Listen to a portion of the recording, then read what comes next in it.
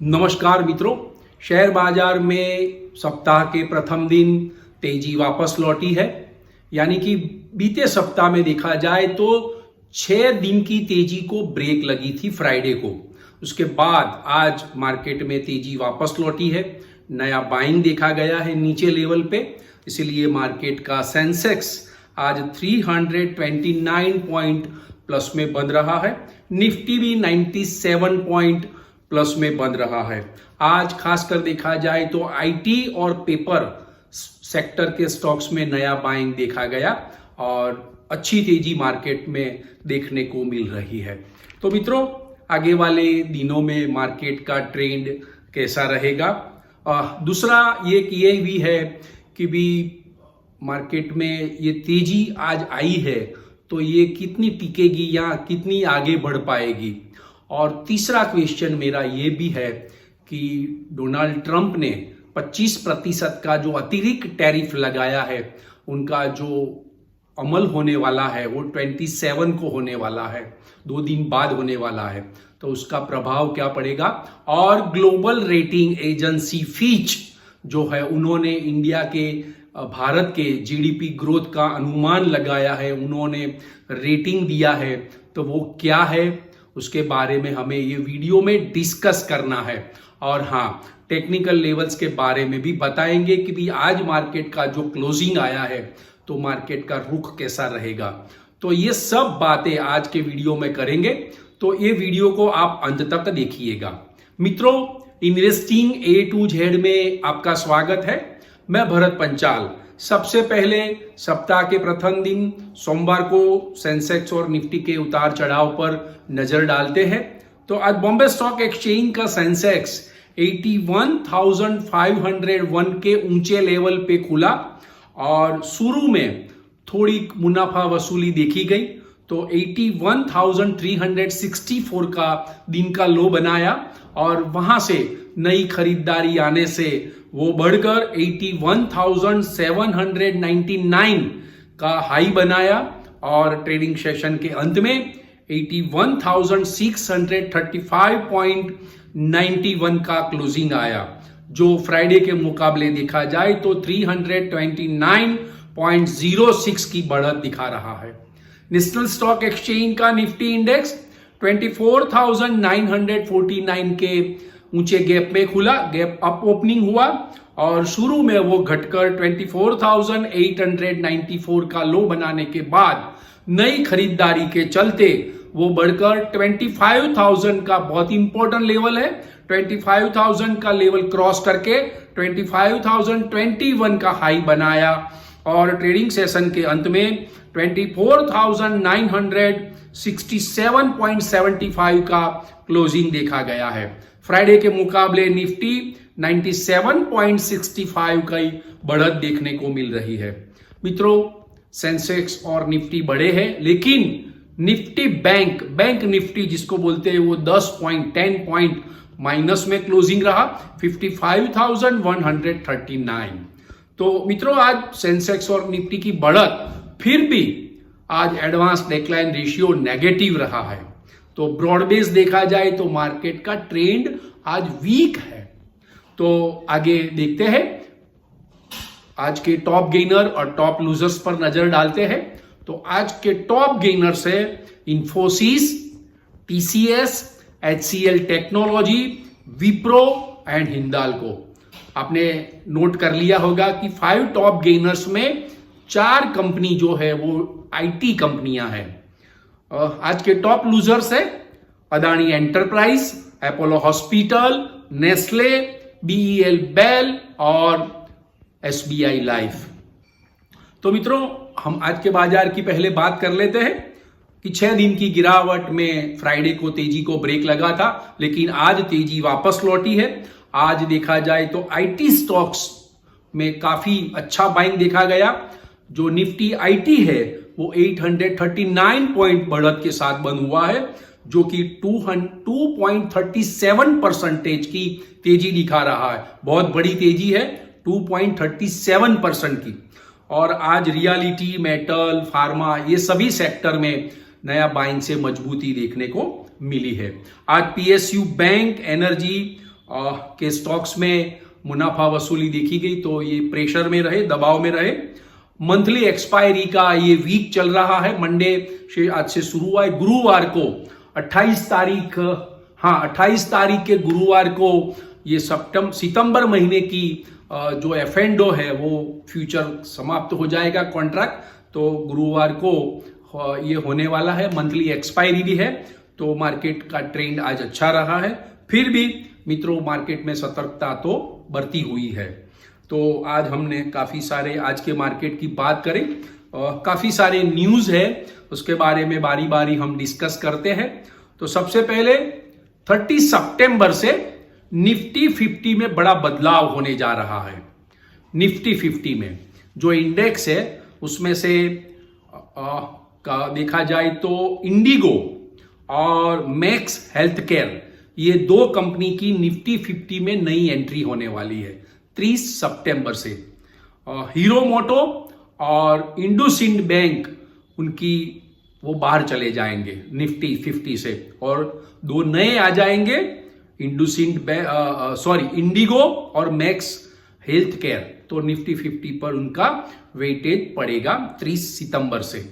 दूसरा न्यूज है कि जीएसटी काउंसिल की मीटिंग 3 और 4 सितंबर को होने वाली है। 3 और 4 सितंबर को जीएसटी काउंसिल की मीटिंग केंद्र सरकार ने बुलाई है, क्योंकि आपको मालूम है कि दिवाली के पहले जीएसटी के स्लैब में बदलाव होने जा रहा है। 2 स्लैब खत्म हो जाएंगे और 2 स्लैब रहेंगे, तो उसके पर डिस्कशन करने के लिए ये जीएसटी काउंसिल की मीटिंग होने जा रही है। उस मीटिंग के पहले जीएसटी के अधिकारियों की मीटिंग है, उसमें जीएसटी के प्रस्तावों का खाका तैयार किया जाएगा। उसके बाद जो 3 और 4 सितंबर को जो होने वाली है मीटिंग जीएसटी काउंसिल की, उसमें ये प्रस्ताव रखे जाएंगे और उसके ऊपर डिस्कस होगा और अनाउंसमेंट होगा। तो 2 स्लैब खत्म हो जाएंगे और 2 स्लैब रहेंगे। वो कौन से रहेंगे, कौन से स्लैब में चेंज होता है, कौन सी चीज वस्तु कौन से स्लैब में आती है, ये सभी बातें ये जीएसटी काउंसिल की मीटिंग में तय होनी है। तो केंद्र सरकार फास्ट ट्रैक मोड पे आ गई है जीएसटी में चेंज के लिए, तो उसकी मार्केट पर आज पॉजिटिव असर देखने को मिली है। दूसरी ओर यूएस फेड के chairman Jerome Powell Jackson hall में उनका वार्षिक सेंट्रल सिंपोजियम का मीटिंग था, उनमें उनका स्पीच था। तो उन्होंने स्पष्ट संकेत दिए हैं कि सितंबर में होने वाले फेडरल रिजर्व की जो मॉनेटरी पॉलिसी की बैठक होगी उसके अंदर फेड रेट में कटौती हम करेंगे, ऐसे स्पष्ट संकेत दे दिए हैं।